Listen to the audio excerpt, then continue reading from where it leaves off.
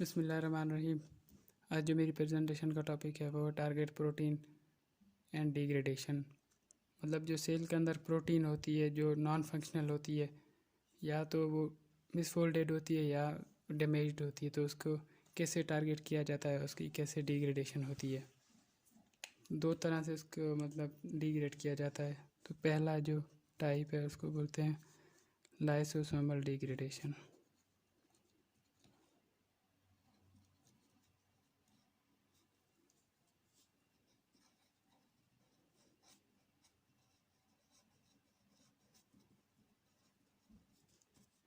जो दूसरा टाइप है उसे बोलते हैं यूबीक्विटिन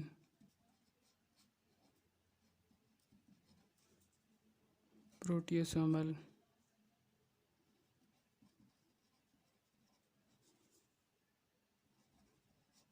सिस्टम।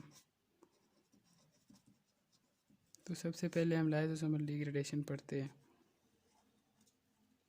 मतलब जैसा कि हम सबको पता है कि जो लाइसोसोम होता है वो मैनी प्रोटियोसोमल जो हाइड्रोलाइटिक एंजाइम उसके अंदर पाए जाते हैं, जिनको कैथेप्सिन्स बोलते हैं।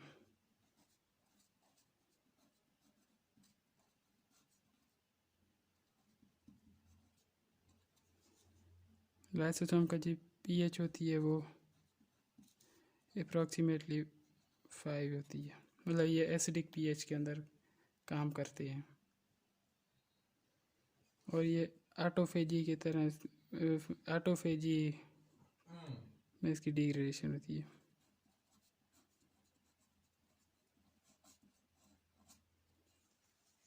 जैसा मिसाल के तौर पे ये एंडोप्लाज्मिक रेटिक्यूलम है, ये क्या करता है, ये मिसफोल्डेड कोई प्रोटीन है, इसको जो है इनकैप्सूल कर देता है in the form of vesicle.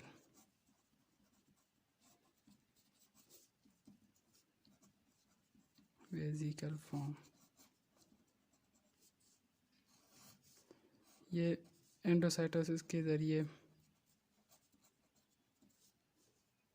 Lysosome के अंदर जाती है। यहाँ तक जब पहुँच जाती है तो इसकी जो है वो डिग्रेडेशन हो जाती है।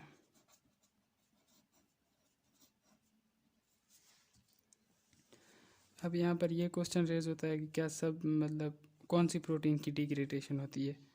वो प्रोटीन जिसके अंदर जो है पेंटापेप्टाइड एक सीक्वेंस है, पेंटापेप्टाइड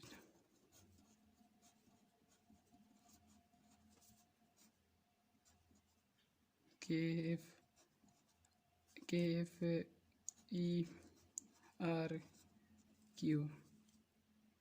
मतलब ये वाली जो अमाइनो एसिड सीक्वेंस है वो जिसके अंदर पाई जाएगी, जिस प्रोटीन के अंदर उनकी डिग्रेडेशन होनी है। ये लाइसिन, फिनाइलएलानिन,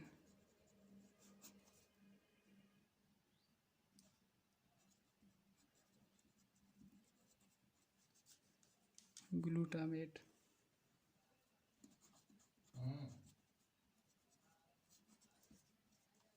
आर्जिनिन और ग्लूटामीन।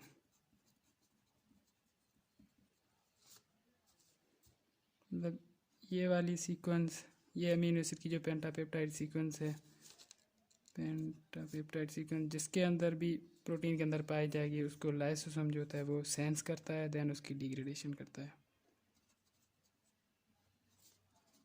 लाइसोसोम सेंस करता है एंड डिग्रेड कर देता है।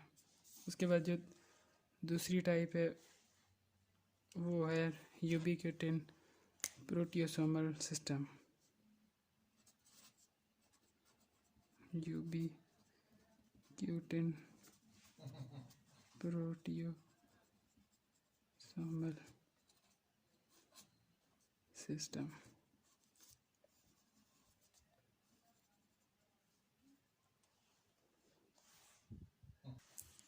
तो सबसे पहले हम यूबीक्विटिन को जानते हैं ये क्या चीज़ है।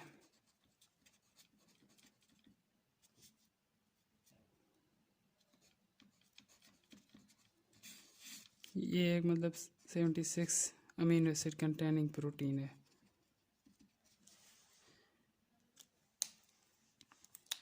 और ये जो इसमें जो प्रोटीन की जो डिग्रेडेशन होती है उसे क्या बोलते हैं? यूबिक्यूटिनेशन।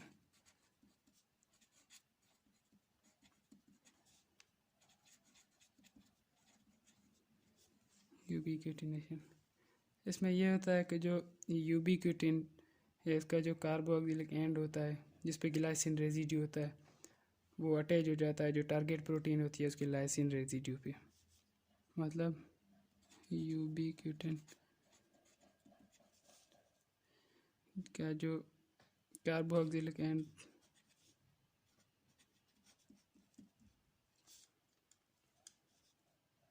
मतलब ग्लाइसिन का जो कार्बोक्सिलिक एंड है वो जाके लाइसिन जो टारगेट प्रोटीन का है उस पर जाके अटैच हो जाता है। लाइसिन ऑफ टारगेट प्रोटीन जाके अटैच हो जाता है और ये क्या बनाता है? आइसोपेप्टाइड बॉन्ड बना देता है।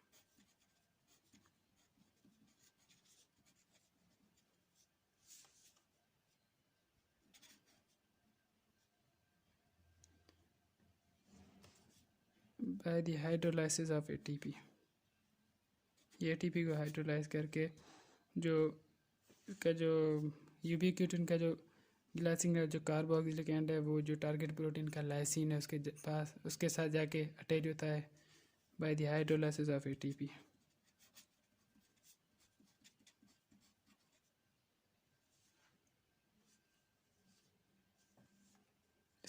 इसमें मतलब 3 एंजाइम इन्वॉल्व होते हैं और 3 स्टेप्स होते हैं।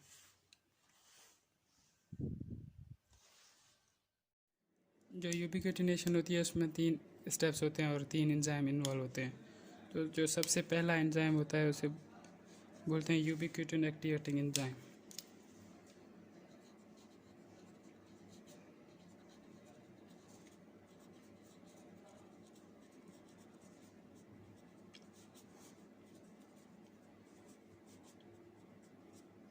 तो ये एंजाइम क्या करता है? ये एटीपी को हाइड्रोलाइज करता है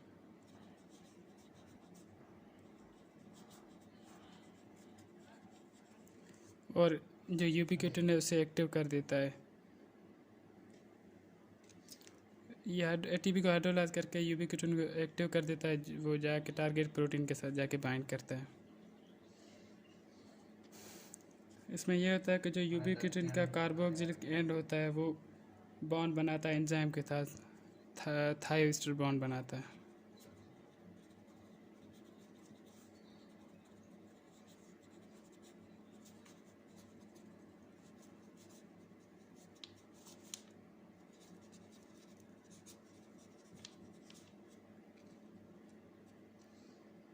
जो एंजाइम का सिस्टीन रेजिड्यू होता है वो जाके जो यूबिक्यूटिन के साथ बाइंड होता है।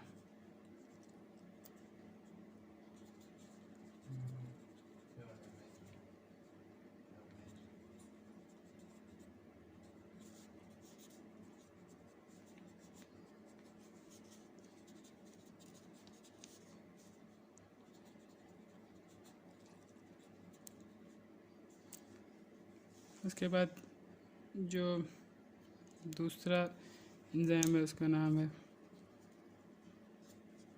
Ubiquitin conjugating enzyme.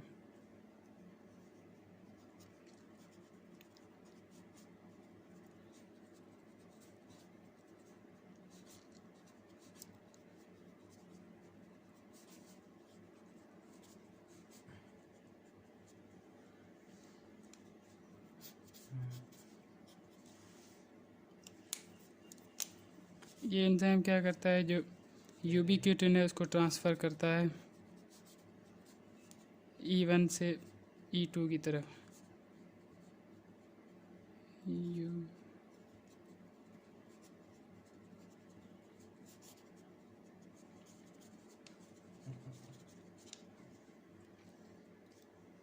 E2 का जो सिस्टीन रेजिडिया है उस पर मतलब उसको ट्रांसफर करता है। उसके बाद जो थर्ड वन है वो है ubiquitin protein ligase, ubiquitin protein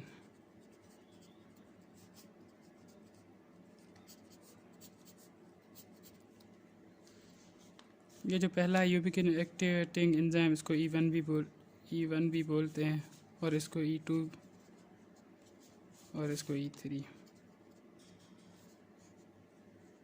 तो ये जो एंजाइम है ये क्या करता है, ये जो यूबिक्यूटिन होता है इसको टारगेट जो प्रोटीन होती है उसके ऊपर शटल कर देता है। ये जो यूबिक्यूटिन प्रोटीन लाइगेज है या E3 है, ये दो तरह का होता है। एक को बोलते हैं हेक्ट, दूसरा रिंग। मतलब ये कि हेक्ट जो होता है उसमें ये होता है कि, और ये जो E3 होता है इसके दो डोमेन्स होते हैं।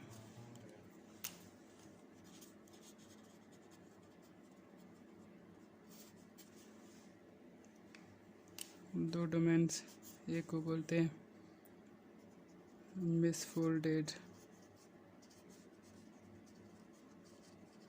प्रोटीन, जिसमें मतलब मिसफोल्डेड प्रोटीन जाके जहाँ पर बाइंड होती है, दूसरा E2 बाइंडिंग डोमेन।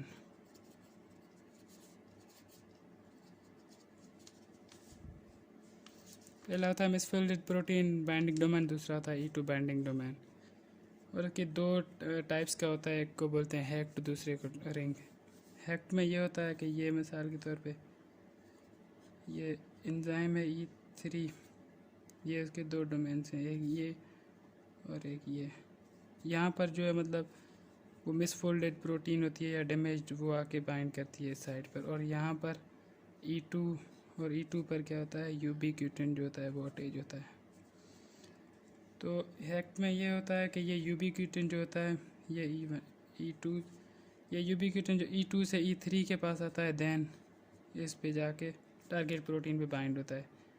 लेकिन रिंग में ऐसा नहीं होता। रिंग में जो होता है ये जो E3 है और ये E2 है, इस पे ये जो यूबिक्यूटिन बाइंड होता है वो यूबिक्यूटिन डायरेक्ट जाके टारगेट प्रोटीन पे बाइंड होता है। तो हम इसको पढ़ेंगे। मतलब एक प्रोटीन को डिग्रेड करने के लिए मतलब एटलीस्ट 4 जो होते हैं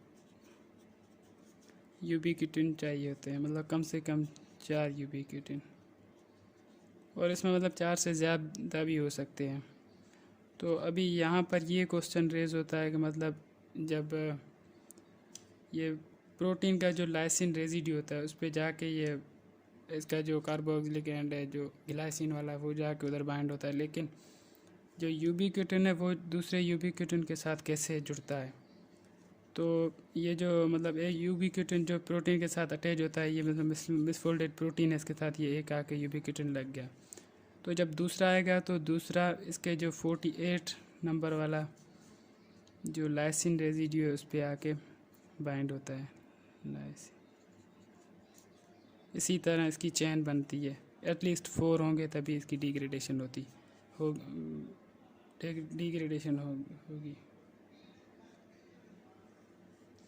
तो ये जो यूबिक्यूटिन है ये क्या करता है, ये एक सिग्नल प्रोवाइड करता है प्रोटियोसोम को जो इसकी डिग्रेडेशन करता है। जब प्रोटीन की यूबिक्यूटिनेशन हो जाती है तो फिर क्या होता है, ये यूबिक्यूटिन जो होता है प्रोवाइड सिग्नल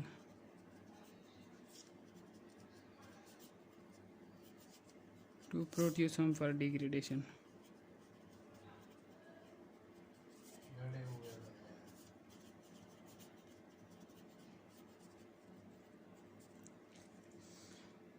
अब जैसे हमने मतलब पीछे पढ़ा कि जो ये यूबिक्यूटिन है इसका जो ग्लाइसिन रेजिड्यू वो जाके प्रोटीन का जो लाइसिन रेजिड्यू उसके साथ आके बाइंड करता है। तो मतलब कि लाइसिन तो हर प्रोटीन में होता है, हमें कैसे पता चला कि ये मिसफोल्डेड प्रोटीन है या किसने डिग्रेड होना है। तो इसमें मतलब 2 रूल्स हैं, एक को बोलते हैं एन एंड रूल। इसमें ये होता है कि जो एन टर्मिनल है उस पे अगर ये मतलब अमीनो एसिड की सीक्वेंस पाएगी तो उसने मतलब डिग्रेड होना है, जिसमें एस्पार्टेट है, अर्जिनिन है, ल्यूसीन है, लाइसिन,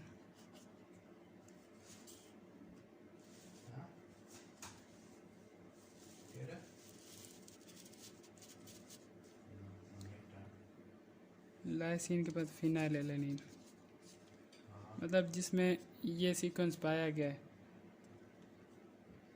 उसने मतलब डिग्रेड होना है। और दूसरा होता है पेस्ट, पेस्ट बोलते हैं।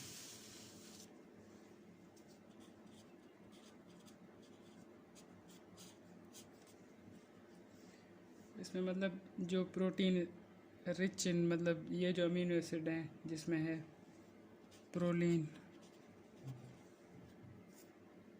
ग्लूटामिन, ग्लूटामेट,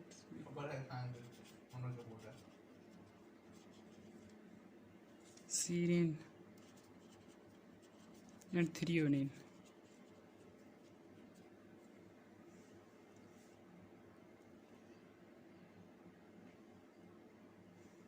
इसमें यह होता है कि ये जो प्रोटीन्स होती हैं जिसमें मतलब ये सीक्वेंस पाया जाता है उसमें जो कि उसके फास्फोरिलेशन साइट्स होती हैं टारगेट प्रोटीन के लिए, तो इसकी फिर फास्फोरिलेशन होती है, देन जो होती है मतलब फास्फोरिलेशन होती है, उससे सिग्नल मिलता है, देन ये डिग्रेड होती है, फिर ये प्रोटीन में जाती है, फिर इसकी डिग्रेडेशन होती है।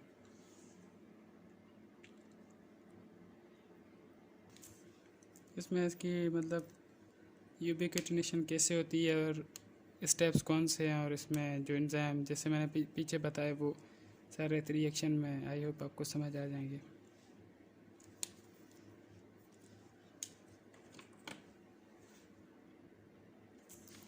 तो ये यूबिक्विटिन है,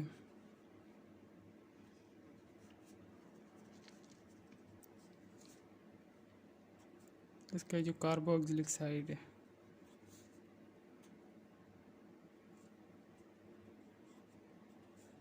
ये जाके एंजाइम का जो लाइसिन रेजिड्यू उसके साथ जाके आइसोपेप्टाइड बॉन्ड बनाती है। तो ये E1 है प्लस इसका जो cysteine group SH group.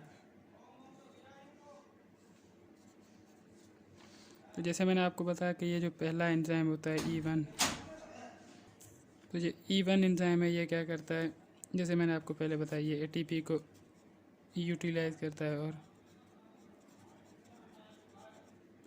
Pyrophosphate ये क्या बनाता है यूबिक्विटिन जाके इस एंजाइम के साथ बॉन्ड बना लेता है।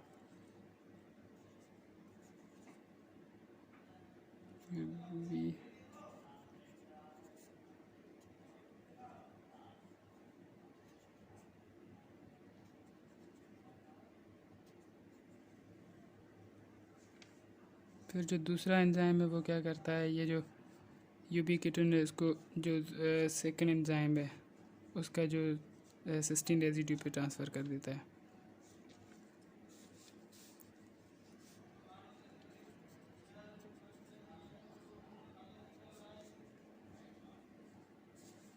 ये E2 का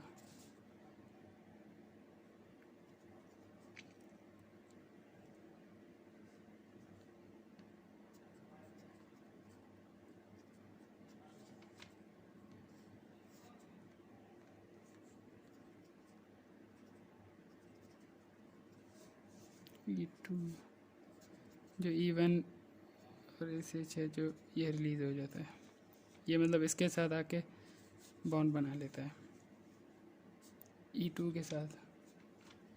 तो अगले स्टेज में क्या होता है मतलब E3 का क्या फंक्शन है,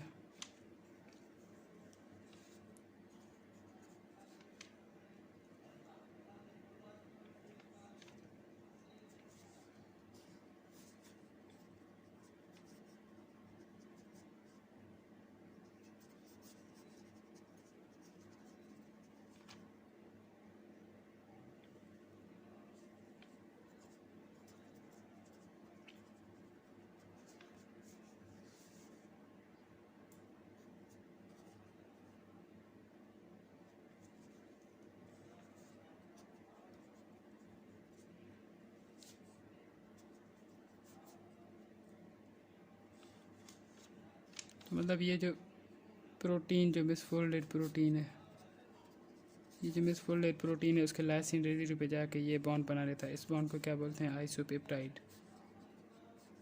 आइसोपेप्टाइड बॉन्ड बना लेता है। इसी तरह मतलब जैसा मैंने आपको बताया कि एटलीस्ट 4 होने चाहिए यूबिक्यूटिन, तभी इसकी डिग्रेडेशन होनी है। तो इसी तरह फिर दूसरा आएगा, यही E1 को ATP को यूटिलाइज करेगा, देन E2 ट्रांसफ़र होगा, सॉरी E1 से E2 पे ट्रांसफ़र होगा, देन E3 पे। इसी तरह वो एटलीस्ट जब 4 इस पे अटैच हो जाएंगे टारगेट प्रोटीन पे, तभी इसकी डिग्रेडेशन होनी है।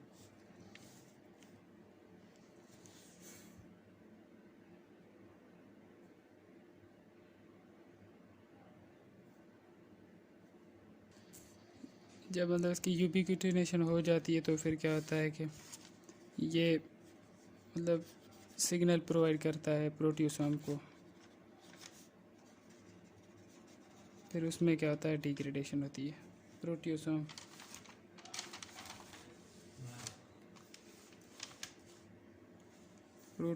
की स्ट्रक्चर बनाते हैं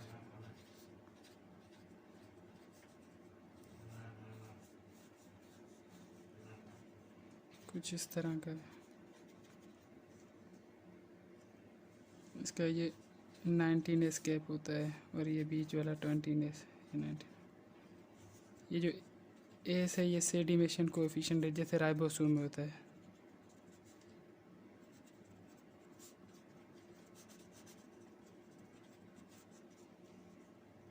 तो फिर ये होता है कि जब ये इसकी जो 19S गैप है, ये वाली जो मिसफोल्डेड प्रोटीन होती है वो जा आती है, मतलब इसकी यूबिक्यूटिनेशन होती है। ये यूबिक्यूटिन मॉलिक्यूल इसके साथ बाइंड होते हैं, ये इस पे आके बाइंड करती है। 19S में क्या होता है कि ये जो मतलब यूबिक्यूटिन जो होते हैं वो एक साइड हो जाते हैं, मतलब रिमूव हो जाते हैं।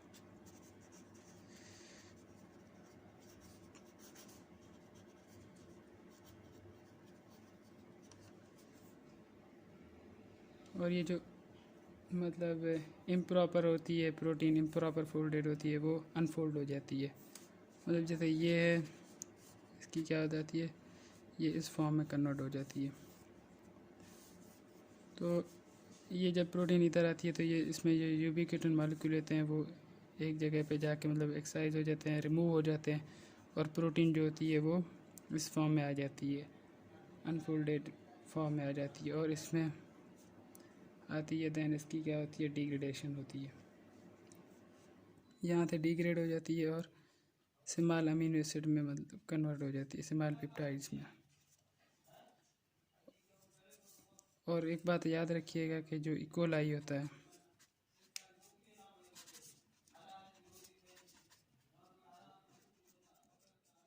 उसमें मतलब यूबिक्यूटिन